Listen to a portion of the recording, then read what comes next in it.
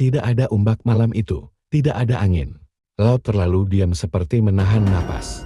Di tengah samudera hitam, sebuah kapal nelayan tua terombang-ambing. Lampunya berkedip, radio hanya memancarkan suara desis-desis.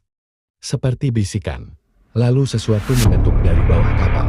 Dion, bukan kayu, bukan ikan. Itu terdengar. Hidup di dasar laut terdalam, lebih dalam dari cahaya dan doa. Terdapat palung yang disebut bangsa kuno sebagai mulut dunia. Tidak ada patah berani menandainya. Di sanalah Talasor tidur. Tubuhnya membelik palung seperti ular raksasa. Sisiknya dipenuhi luka purba, seolah bekas rantai yang pernah menahannya. Dari celah sisik itu, keluar cairan hitam pekat seperti darah busuk. Matanya tertutup. Tapi ia mendengar segalanya. Setiap ledakan, setiap bor manusia, setiap jeritan laut yang terluka, semuanya membangunkannya perlahan.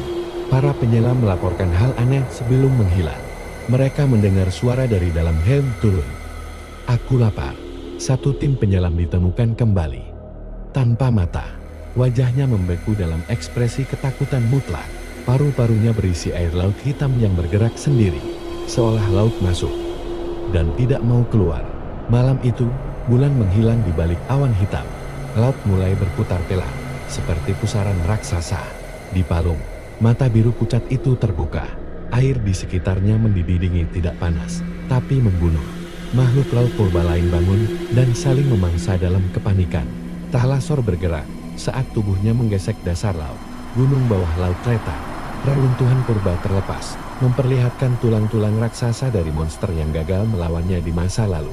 Ia muncul tanpa suara, bukan ombak yang datang dulu, tapi bau bangkai laut. Penduduk pesisir melihat bayangan lebih besar dari gunung perlahan naik dari air. Lampu-lampu kota mati satu persatu. Ketika Talasor mengaum, suara manusia terhenti. Jendang telinga pecah. Anak-anak jatuh menangis tanpa suara. Ia tidak menyerang dengan cepat. Ia menikmati ketakutan.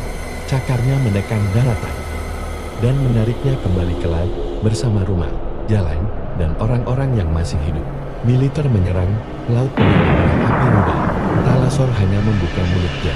Air laut naik, berubah menjadi dinding hitam, lalu menjatuhkan kapal ke dasar laut. Di dalam kapal selam yang tenggelam, kru masih hidup.